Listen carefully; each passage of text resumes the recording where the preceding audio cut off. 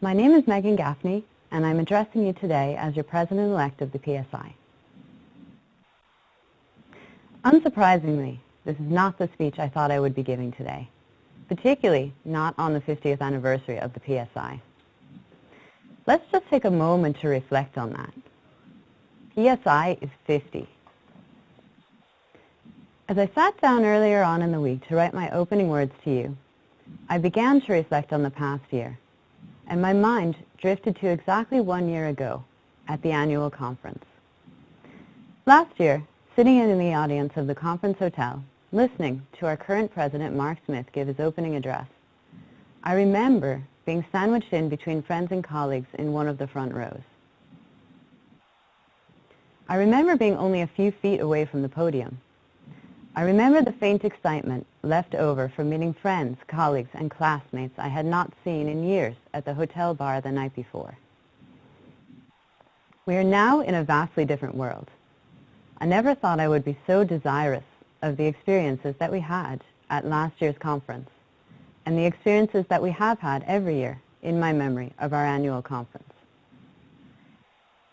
This year has brought many things to many people. Strain, working in under-resourced services in a way unimaginable before, being faced with illness, anxiety, and uncertainty, isolation, being separated from family, and the list goes on and on. Most of these issues are not yet resolved. I imagine, even as you sit here, you're wondering what the next few months will bring to your services, your businesses, your lives, and your chance to see loved ones over the Christmas holidays. Here in the PSI, we had many deliberations over the annual conference itself. Back in June and July, we optimistically thought that we might be able to meet together in some capacity on this occasion, and we were very slow to plan this online event. For a bunch of psychologists, we were nearing the territory of denial of reality. Such was the level of difficulty of letting go of the idea of the 50th anniversary conference in its usual form. For those of you who are tired talking about the pandemic and related topics, such as Zoom fatigue, don't worry. This is not going to be the sole focus of my address. It is, of course, the 50th anniversary of the PSI. And much as we have all been greatly impacted by the pandemic in various ways, I like to think that a lot of things are still the same. And so what I really want to talk to you about today is PSI and my vision for the society. I first became involved in the PSI around 2009, a few years after I considered my move to Ireland permanent. I have had the luxury of getting to know many of you over the years through my involvement in PSI. Like many of you who filled out our membership engagement survey last year, I have found PSI to be a welcoming community and have been fortunate to have had many connecting experiences through the society. I have witnessed the tireless and really important work that our many divisions and committees in the society provide. I've gotten to know colleagues and even made friends and mentors through my involvement with PSI. But for those of you who don't know me, I'll tell you a little bit about myself. Firstly, I'm not an American who traveled to Ireland to reconnect with their heritage.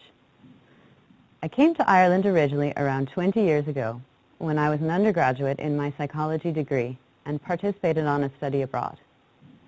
So the first trip was for an adventure. The second trip was for love. I returned 2 years later to move in with my then boyfriend and to study counseling psychology. Thankfully, both ventures worked out, and I've never since moved back to the U.S. There are many things about the U.S. that I miss, although now more than ever, I'm particularly grateful that I am here. I like to think that with recent events, there is some hope on the horizon for Americans. Although, at the time of writing, I was still holding my breath on that statement. Thankfully, not too much has shifted since then. So back to the PSI. I first joined the society while I was starting up my own business in the Albany clinic in town. I naively joined the society, hoping to influence getting more psychological specialisms covered by the private health insurers. 10 years on, we have made a little progress on this issue, albeit not very much. This is one of the many issues I hope to progress in the coming year. At that stage, I had joined as a committee member of the Counselling Division. I went on to chair that division. I've held a few different offices in the division and then went on to join PSI Council, where I've been a director of the Society for a number of years. During that time, I've had the opportunity to work with colleagues across different divisions, committees, and specialisms. I've also had the opportunity to be the membership secretary of the Society and to see how other areas of the Society work, such as accreditation, communications, and governance. Most importantly, I've had the opportunity to get to know people from other divisions and disciplines within psychology. As you know, our Society is made up of a number of divisions and interest groups, currently standing at 22 groups in total. The premise of division is an interesting one. On the PSI website, it currently states, groups bring the Society to life through activities, networking events, and knowledge dissemination. Through my years working with divisions, this is one of their key purposes, and an important one to keep in mind.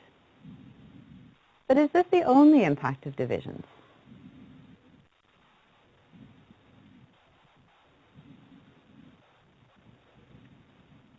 In pondering the issue of divisions, I came across the Merriam-Webster definition of a division.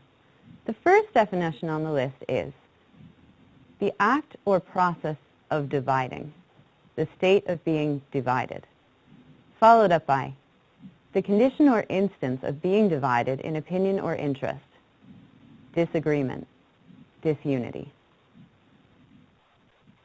In recent years, there have been a lot of discussions around the council table focusing on this issue. I wonder myself, as a profession, are we more divided, or are we all really working towards common interests?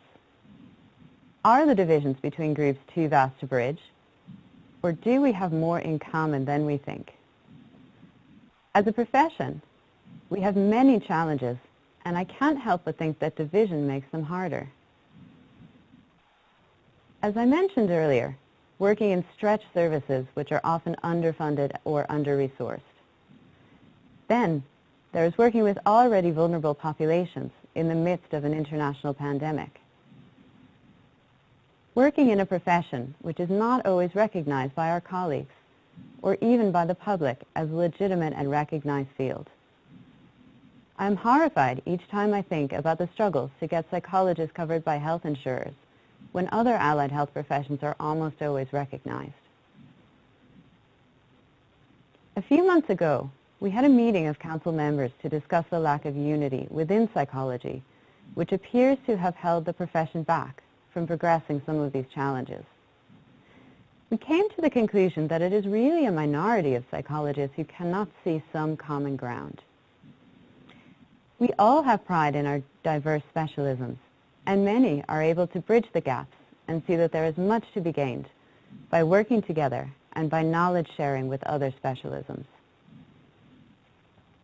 10th down the list of Merriam-Webster, another definition of division, is listed as a group of organisms forming part of a larger group. This is my vision for the future of PSI. Separate and diverse, but encompassed by a whole and sharing common ground. We're all going to be faced in the near future by the opening of the Koru Register, and this is a challenge that will face the whole of psychology, although the transition will be unique for everyone. Registration is a complex process, and while we welcome it, the changes that it will bring will require some adaptation. Any significant change is more stressful than things staying the same. And there is more common ground than our pending regulation by Koru. There are challenges in relation to representing our profession to others, such as the medical profession, the health service, universities faced with constricting budgets, and the broader public. We need to face these challenges together. We are stronger together than we are divided. Over the coming year, I hope to achieve these aims by furthering much of the excellent work that my friend and colleague Mark Smith has started.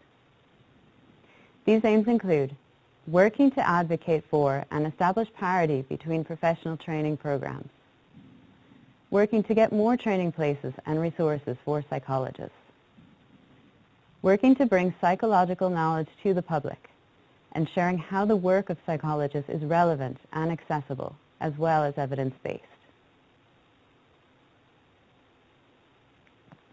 In conjunction with my colleague PSI CEO Shane Kelly, we hope to expand the capacity of the PSI to create more policy and develop PSI as a place with dynamic ideas in relation to training and research. PSI will be relocating premises in 2021 and may make a more permanent move in the next year or two. With that, we are thinking about how we can make training and CPD more geographically accessible for members by offering remote solutions. As I mentioned earlier, we conducted a membership engagement survey in 2019 as part of an overall engagement plan within PSI. While many members were happy with the sense of community that PSI provided, others were disenfranchised and reported issues such as geographical barriers, social and professional hierarchies, and feeling a sense of disconnection with the society. As a society, we have had issues with communication and joined-up thinking, and we are hopefully now going some way to bridge those gaps, and will continue to do so. But my own key aim for the Society for the next 12 months is that we can support each other and try to overcome challenges together through increased collaboration and communication. If you have an opinion on something in the PSI world, reach out. We will try to connect you with others who are working on the same thing. We would love to hear from you. We are, after all, celebrating the 50th birthday of the Society this year. PSI is 50, and we had a rake of celebrations planned for you today that I will not pain you with the details of hearing. But I will say to imagine for next year that we may be getting together. How good it will feel, and how much we will savor it, and really appreciate it in a way that we never have before. Before I leave you, I would like to extend my utmost thanks to our current president, Mark Smith, for the energy and determination he has put into running PSI through a very unusual year. I would also like to thank my friends, colleagues, the office staff, and the committees, divisions and SIGs that have kept PSI going through this challenging year and for the last 50 years. I hope we have some founding members listening into this, and thanks to you especially for starting something great. So, thank you so much everyone for attending this morning, and you'll be happy to know we're wrapping up a little bit early for lunch. And please join us again at 2 o'clock for our final panel discussion on the global psychology response to the COVID-19